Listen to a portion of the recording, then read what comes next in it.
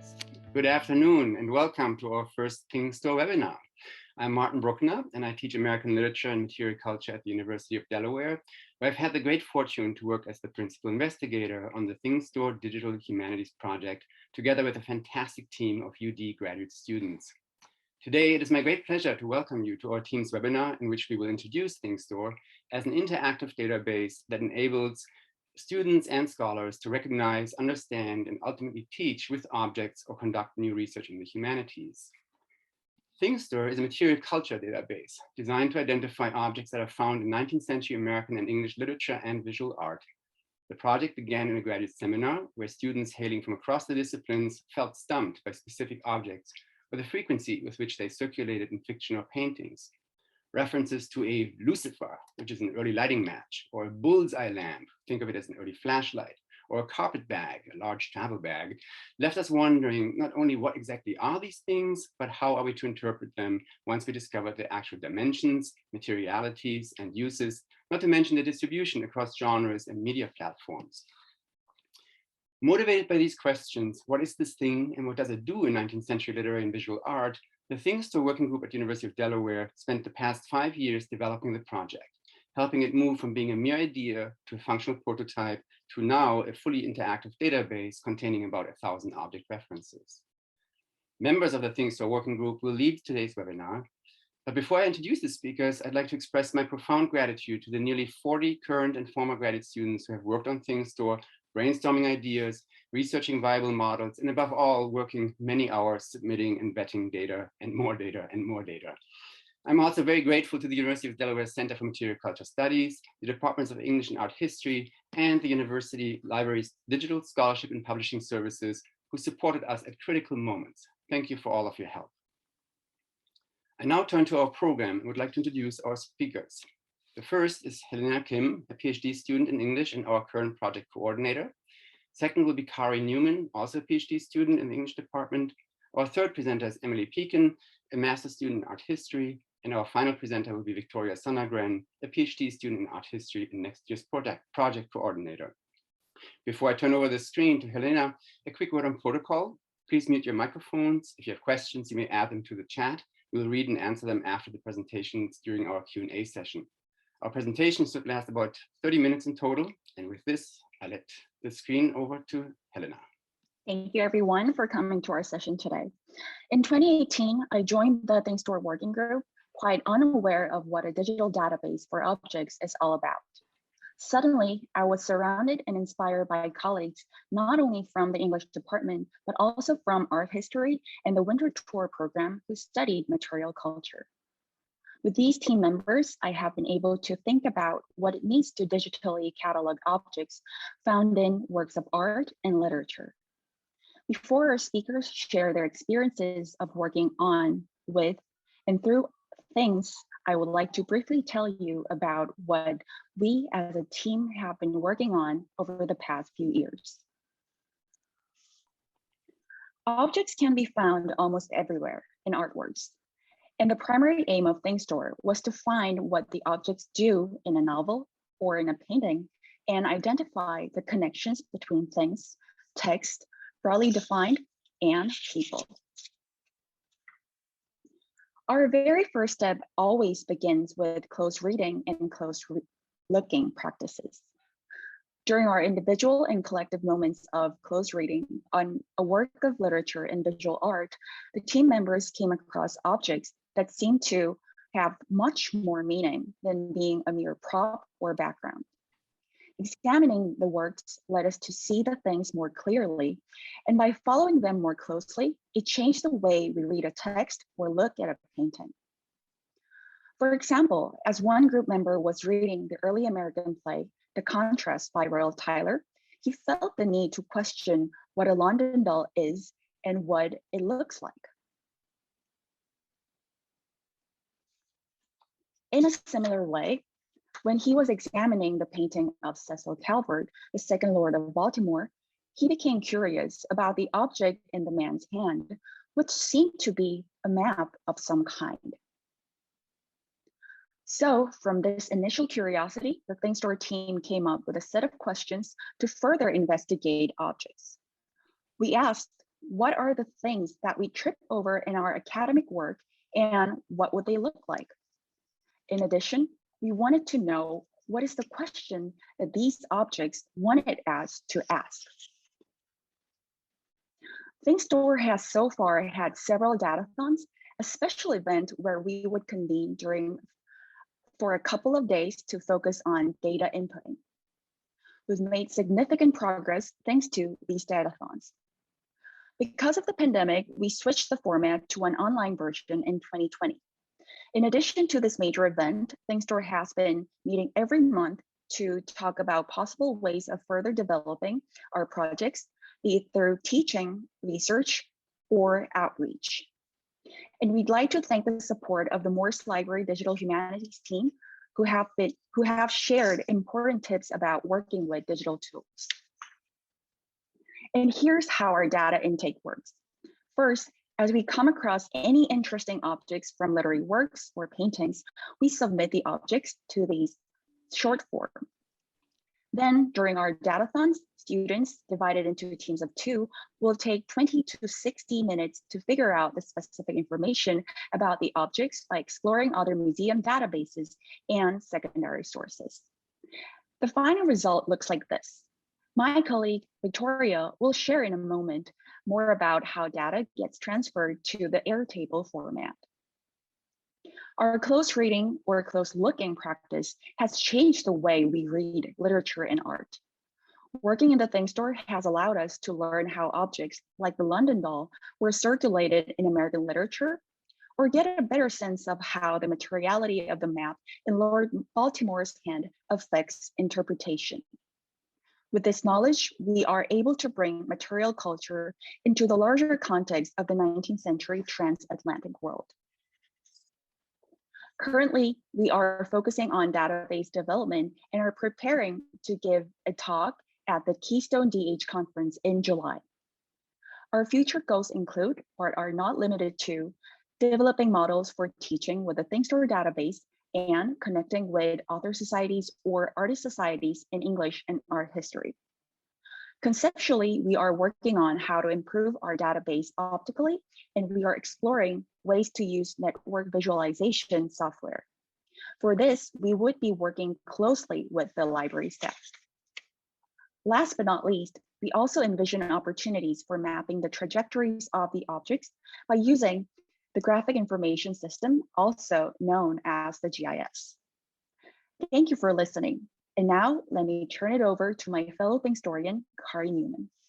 Wonderful. So again, I'm Kari Newman. I'm a PhD student in the English department, and I study 19th century women's literature. And as you might expect with an introduction like that, I'm a huge Jane Austen fan. So I'm going to talk to you a bit about how a literary scholar might use the ThingStor database.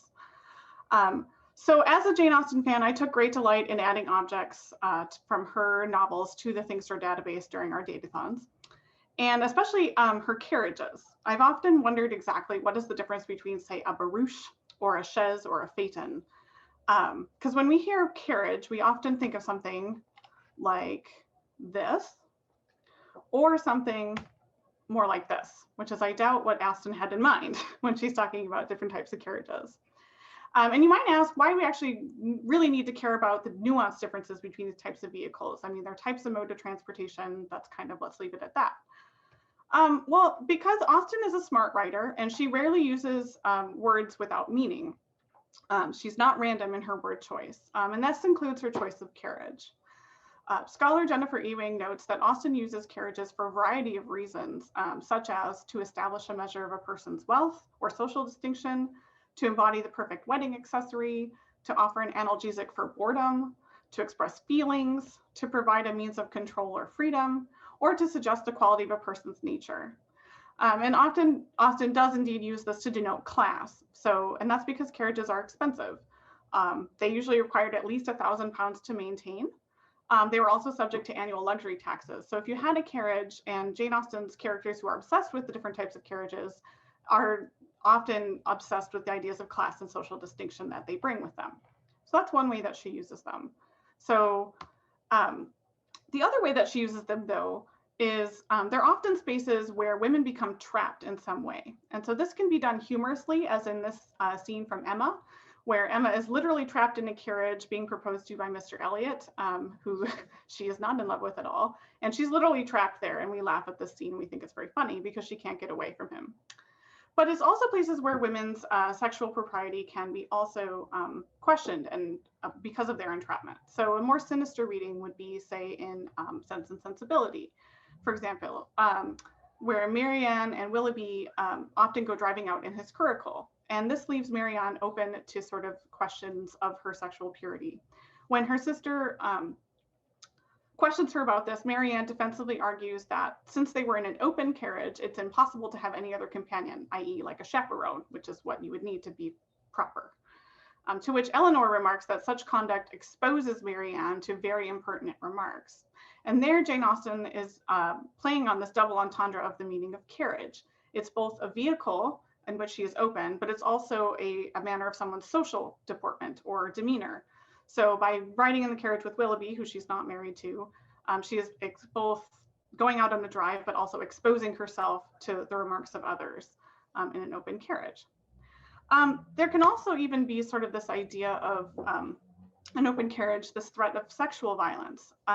In Northanger Abbey, for example, Miriam Fuller argues that Mr. Thorpe's quote unquote abduction of Catherine in his gig, which is a low-class curricle, can be read as a figurative rape. And for those of you who don't know Northanger Abbey as well, he essentially tricks her into going on a carriage ride with him. And when she sees her friends and asks him to stop, he just lashes the horses and kind of takes her on a drive anyway. So thus, Fuller reads this as sort of a figurative rape, since he's ignoring her for his own purposes. So textually, those types of close readings make sense as a literary scholar, but there's also this really material and physical element to them as well, which I didn't realize until I started tracking these carriages down for ThingStor.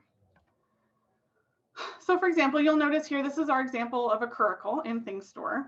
And you'll notice by looking at this carriage that this is a very small vehicle. So it not only is just a vehicle for two people, like the people who sit in this carriage are literally sitting hip to hip, shoulder to shoulder. They're basically on top of each other. This is not something that I quite realized in reading the text. It was only when I saw this example of the surrogate object that I realized just these questions of sexual propriety or even possible violence, sexual violence, actually have a lot more physical and material weight to them behind them because of the nature of this type of carriage versus just a barouche, for example, which is a bigger box. One of the other things ThingStor lets me see is that curricles also appear in Persuasion. So if I click on that, let me just click. I will, it brings up sort of our article for Persuasion, which has other types of carriages in it as well. I can see that there are landaulettes and barouches. Furthermore, if I click on the object itself, it will show me that barouches also appear in things like Miss Marchbanks, Wives and Daughters, The Absentee, other 19th century domestic literature. And so now as a scholar, I have this wider question about, I wonder if those novels are also making these links between carriages and women's sexual purity. And that's something that I can go and do. And this is what ThingStor allows you to do. It allows you to cross-connect and cross-pollinate these ideas and makes them visible and accessible in ways that I wouldn't necessarily come across in reading my primary or secondary literature. So thank you. And I will now turn things over to Emily. Hi, everyone. So again, my name is Emily Pekin, and I'm currently a second-year master's student at UD in the Department of Art History. So as Kari's presentation has shown us, ThingStor can serve as a critical aid for literary interpretation. And I am now going to discuss how it aids consideration and analysis of visual art. Using ThingStor as a research tool enables art historians to gain a richer understanding of paintings, prints, and other works by focusing on the things represented within them. The identification of specific items facilitates the researcher's comprehension of the message or argument an artist intends to convey. It can also provide information regarding a sitter or subject's socioeconomic status, the material goods available or in use in a particular context, and historical methods of engagement with objects. One illuminating example within the database, which will serve as a case study in this brief presentation, is the 1851 genre painting, Waiting for the Stage, by American artist Richard Caton Woodville, which depicts three men in an interior space. Two are engaged in a game of cards, while the third reads a newspaper. To the 21st century eye, such activities are easily identifiable. But what about the elements of this work that lack the same cultural currency? Engaging with Waiting for the Stage on ThingStor enables researchers to extract less familiar objects from their arrangement within the painting and consider them one at a time. When selecting a literary, or in this case, visual source in ThingStor, researchers can access a list of objects that appear in that source, as we saw in Kari's presentation. So here's a list of objects within the database that are present in Woodville's painting. The data in ThingStor combines to create a partial inventory of the objects in this work. Project members have identified and cataloged sartorial elements, pieces of furniture, and other items. In the database, the objects within the painting are linked with a real-life equivalent from an institutional collection. So here, for example, we can extract this drop leaf table from its context within the room. And viewing the image on the right, which depicts the surrogate object, can provide a clearer understanding of the piece of furniture's structure and its materials. Many of the elements within works of art on ThingStor also appear in texts, and this provides an opportunity for the interdisciplinary mapping of data. The carpet bag, which Woodville depicts to the left of the man in the top hat, is one such example. This object is mentioned in several other mid-19th century sources, including Uncle Tom's Cabin, published in 1852, and The House of the Seven Gables, published in 1851. In this case, the carpetbag transcends the boundary between art and literature, which suggests its widespread usage in the 1850s. ThingStor also provides an opportunity to identify objects that have fallen into obscurity. One example is the pair of spectacles worn by the man who's reading a newspaper in Waiting for the Stage. These are known as railway spectacles, which were worn to shield the eyes from the bright light of argand lamps. They appear not only in this painting, but also in an 1837 portrait of Nathaniel Olds by Jephthah Homer Wade, which is also accessible on ThingStor. Users who select railway spectacles from the grid of objects on the Airtable, which is the home page, and we'll see more about using the database in Victoria's presentation. So you can see the different works of art that individual objects are depicted in, as well as the texts that they're mentioned in. Here, the juxtaposition of these two paintings provides an opportunity to consider how two artists depict the same type of object in different contexts, one a genre painting and one a portrait of an individual. With enough data, one can gain a more holistic understanding of how objects, such as railway spectacles, were worn and used in the mid-19th century. Ultimately, using ThingStor to engage with works of art can serve a range of functions. It can help answer basic questions, such as what is that, and open new avenues of research. As the database continues to grow, it will be possible to trace increasingly complex networks of objects across time and geography in the visual arts. Thank you, and now I'm going to turn it over to Victoria. It is wild to hear Martin say that it's been 5 years since this project started. I've been lucky to be enough to be involved since relatively close to the beginning. I think I was about a semester late to the party. I have worked primarily with the database and figuring out how to get data both from interested outside parties who want to submit an object, but also from our working group that tirelessly researches those objects, how to organize that data and put it through to our end product, which is our Airtable. So I will be presenting how to work the Airtable, how to navigate to it and within it, and feel free to leave any questions in the chat as I go. So let's go to, this is the homepage for ThingStor.org, the landing page for our database. We have several tabs on here that we are still working on. So there's ever new information in these tabs about how to use ThingStor, about us as a working group, and also how to submit an object if you come across something in your own reading or art historian that you think is particularly interesting. Feel free to submit it to us so that our researchers can do a deeper dive and put it into the archive. But if you scroll down on this page, you'll find a link to the database itself, which looks like this. This is the landing page for our database and shows example objects from various museum collections. These objects are linked through these blue boxes to the sources that they come from. These can be both textual or art historical sources, and to the referenced object themselves. So this cutlass is an example of a cutlass in a museum collection, but it is linked to cutlasses that are referenced in various books and images. So if we click the button, on the upper left, we can pop out our view menu, which lets us navigate to different views of the database. The bottom view for adding objects is just administrative. You don't need to worry about that. But if you click on grid view, we can make the database look like this, which is easier sometimes if you're trying to scan across various objects to compare data or find specific things. And this database, this format also lets you see the blue texts all the way at the end of the data instead of first thing.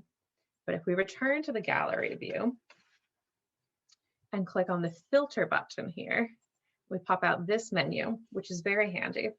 This menu lets us search specific fields by using the drop-down menu to select the field and then typing in the result you're searching for. You can also use this feature to filter out specific fields. So for example, if your results are returning lots of objects from Uncle Tom's Cabin that aren't relevant to your research, you can just filter out that book entirely. There's also a small magnifying glass on the upper right of the screen that's cut off on this screenshot, which will give you a simpler search option. But I find that these filters can be particularly informative and useful depending on what your particular research is. We also have the ability to go to these other tabs to see the other kind of nodes of research that the database links between, one of which is the source tab. And this is where we see all the books and literature and artworks that are in the database. So you can look specifically at what objects are within a particular source. And we have our referenced objects. So these are the very specific references to objects within those sources. So rather than a general astral lamp or sword of ceremony, these show you specifically how that sword of ceremony is used in the one source or how the one astral lamp is used within the one source. So if we return to our example objects, we can now play a fun little game that I like to call Down the Rabbit Hole, where we get completely lost in the data and the research. If we click on the first object in the collection, we find the cutlass. And here we can see more information about it, including where this example object is from. We can also see some of the sources that reference the cutlass. And the first one is called Old 76, a Young 48, and it's an image by Richard Woodville. So we can click on that, and then that information will pop up. And I find it very satisfying the way that these pop-up boxes pile up on top of each other, so you can see just how far down the rabbit hole you've ended up.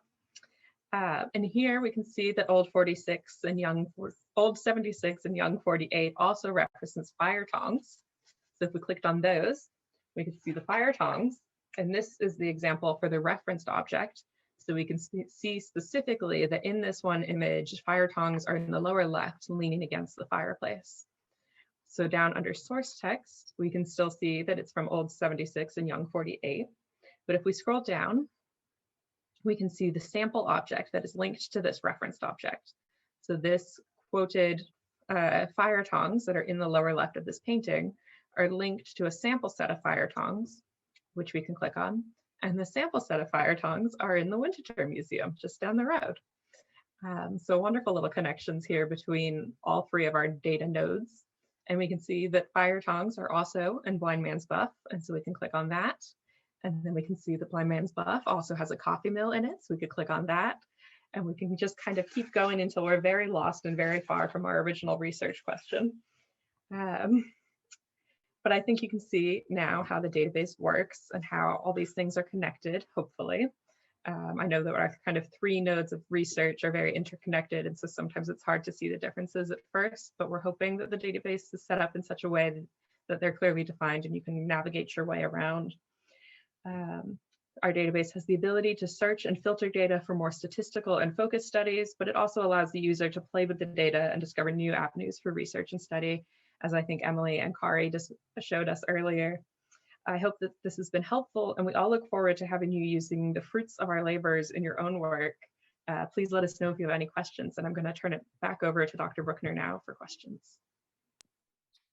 Great questions, and I also want to be conscious of time. We initially thought it would be a 45-minute session, and I think we just reached our 45 minutes. I don't want to cut it off, so I'll be staying on, but at this point, I also wanted to let people know, thank you so much for joining us today. This was quite exciting from our end, and I'm hoping we can actually maybe use this as a starting point for future webinars that would maybe be topical or maybe driven by very specific questions and concerns. So all ye who are on the Society of Early Americanist lists or the C19 list, you will probably hear from me about invites or something along those lines. So thank you so much. That was great. I appreciate it. Good seeing you all.